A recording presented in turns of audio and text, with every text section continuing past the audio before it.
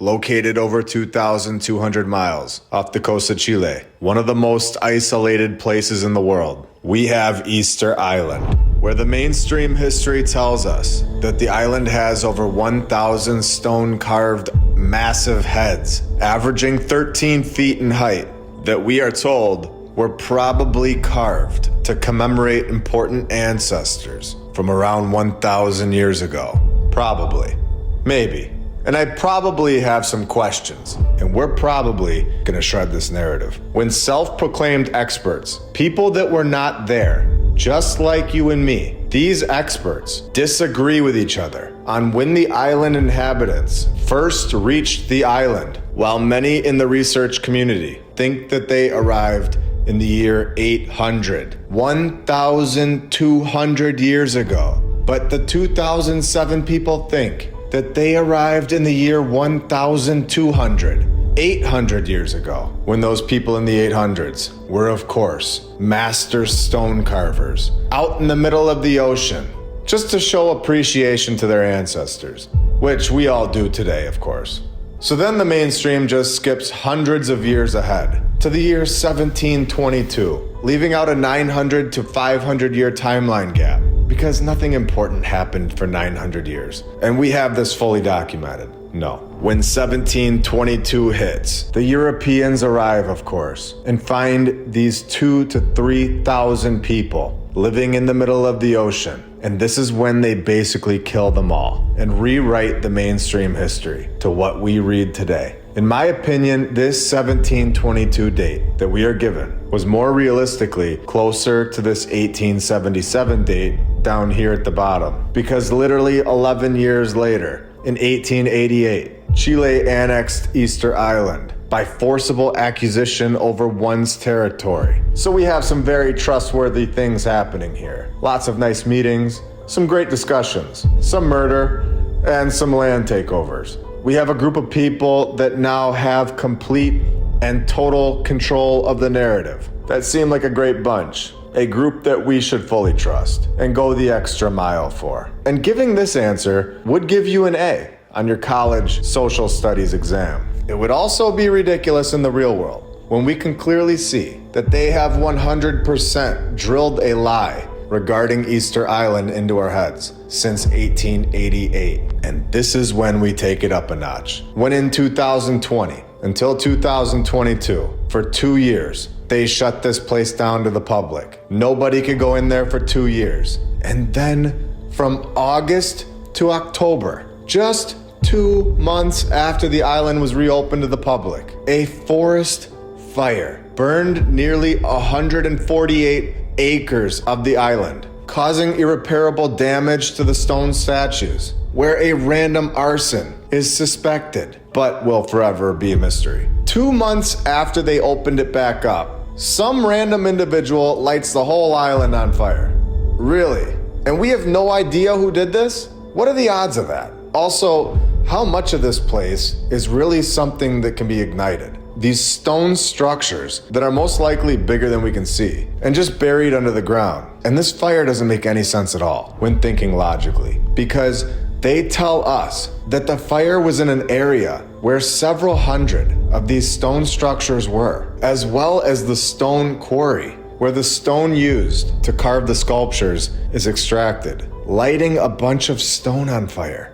Are we all following what is being said here? They're telling us that this random individual somehow ignited a bunch of stone. Do you understand how hard this would be? To go to this island in the middle of the Pacific Ocean and light the place on fire and get away with it. And is anybody surprised that there is now a fire narrative attached to these incredible statues? Yet another fire. And we know that stone is one of the worst options to throw into your bonfire. Have any of us successfully started a fire using just stone, grass, and dirt? There really aren't any trees on this island. In fact, I don't see one. It's basically grass and stone. So they destroy the main site, where these massive stone structures came from. And then we can't forget that these people from the 800s were also able to carry these 1,000 replicas that weigh over 10 metric tons right on over to their ultimate resting place. Oh, did I say replicas? Do I think that this was an island filled with giants that were possibly killed off in 1888? Where we have clear evidence of the mud flood, even on a random island in the middle of the ocean, where it seems like a layer of dirt was thrown over the top of the entire map that we live on. Like the oceans rose up and brought mud with it, with the waters then going back down, but leaving the mud behind. And we have seen this all over, including in our Boots on the Ground playlist. Speaking of maps, are you ready to see this map that I found? A map from the Chilean government in 1870, with additions and corrections 16 years later, when we all know about Tartaria at this point. A land that none of us were taught about in our mainstream history classes growing up. Right here on Easter Island, right next to this bay, we have Tatara. Has there ever been a bigger time in history that we have wanted to zoom in on a location on Google Earth and see what is there? I threw these two maps over the top of each other to line up the exact location for us. I lined up this bottom corner, this circular spot with each other, and then went from there. And it looks like we have located Tatara Easter Island, and it's time to have some fun, where we have just located the crowned statues and two massive mounds, where we all know about the mounds from our St. Louis episodes, where we have found the Monk's Mound that has a temple 2 feet under the dirt. Could these be massive temples under the grass, located in Tatara Easter Island, next to the line of crowned statues? If I was allowed to dig for treasure anywhere in the world, I think I know where I would go. And it's also so clear and obvious that since 1888, the mainstream history is 100% lying to us, manipulating us with false stories, because we all know and can see the original map from the 1800s. It says Tatara, and now, of course, it's no longer named that. In fact, they changed the names of every single one of these locations in the last 150 years. What was wrong with the original names? Well, they gave away too many clues. Where we also have Matu Tantara, and we know that this is where Tatara Easter Island is located. We just saw this spot on Google Earth, 150 years later. Let the mainstream narrative get their hands on a story, and now it's called Enakena Beach. So we have proof of history being rewritten in the last 150 years. Total manipulation, where they tell us that this was the first replica to be raised back into place by using those incredible wooden levers in 1955. Back into place? What do you think they did with possibly the most important part of Easter Island before 1955, where they have 7 of these replicas and 2 of which have deteriorated? Or in other words, and in my opinion, 2 have been destroyed. It's an unusual location for Easter Island, where it is one of 2 locations where there is a sandy beach. This is a clear indication that this location of Tatara was the main location of the island, a port, where these individuals were able to come and go to and from the island. The rest of the island is a rocky coastline, meaning that these were most likely man-made beaches. And this sentence is a clue for us to dig deeper, where they say that islanders read from these Rongorongo boards, where we have located possibly something incredible. These were seized, and most of these tablets were lost or destroyed in the 1860s. Unbelievable. And at this point, the mainstream narrative is on the ropes. This is so in your face that we have been manipulated and completely lied to. Our mainstream history is 100% fabricated and controlled, destroying the writings in the 1860s, when at the exact same time, we are told that in the 1860s, this was when the population of Easter Island was depleted, and the Chilean government annexed the island 20 years later. Incredible. Where we get a tale of their destruction. And remember, this story is most likely complete nonsense, but it says in 1868 that the Bishop of Tahiti was given the wooden boards covered in this hieroglyphic writing, and none of the natives were capable of translating the writing. Well, they weren't capable because they were all dead from the Europeans, so of course they couldn't translate anything. And this is when we're told that they say they had hundreds of tablets 4 years prior, and now couldn't find them. And the locals were dead, so they burned them as firewood. Could you even imagine the information that was destroyed and hidden from us in just the last 150 years. And we are just getting started today. Welcome to episode 60 of My Lunch Break. I hope you're all having a great day. And if you're new, welcome.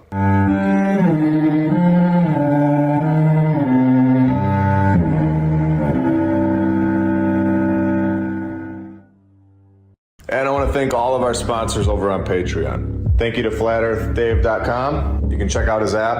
I'll put the link in the description, and you can use my referral code, MLB. He also has My Lunch Break on the homeschool section of the app, which is really cool. Thank you to Rebecca Kay, Don Gaston, Christopher Arietta, The Lady Lacey Show, David and Sherry Ferguson, Edwin Johnson, Chuck Templeton, Joy Lee, Leslie Pipkins, PNR, Stephanie Nolan, The Burlesons, Suez KC, Dan Woodall, Corey Franks, Dale, DJ Clicktrack, Edward and Brianna, Jacob Law, Jim Ribley and Christine Duggan, Kyle Glascock, Tim Rack, Two Spirit, William Richard Jeffries V, PKTFnews.org, Regna Saturna, Emerald H, 3D6.space, Attila Power, Buck Suey, Dakota Dunn, D-Rob33, Eric Martinez, Ivan Apoctoli, Jesse DeLeon, Jim Bro, Kit Kat, Todd K, Edwin Rice, Helmut, Charles Kruger, Daniel Zid, Antonio Kazievich, Glenn Gunderson, Pacific Crafted, Carla Fitzgerald, HaggardT-shirts.com, Meta, Jason Hochberg, Marie C, Roy Schoenholtz, Wayne T, James Alt, Dan McGee, Vince Moreno, Roz Matthews, Shibba Shaba in the Darkness, Spartan Oneg, and VKH Bonner. You guys are all awesome and helping this channel out a lot. From the writings that we do have, they prove that the wood that had writings on it that were supposedly found at Easter Island weren't originally from Easter Island. In 2007, Catherine Orliak, through examination, proved that the wood wasn't from native land. It wasn't from Easter Island, showing that the wood was actually from South Africa, yellow wood, and therefore that the wood had arrived with Western contact.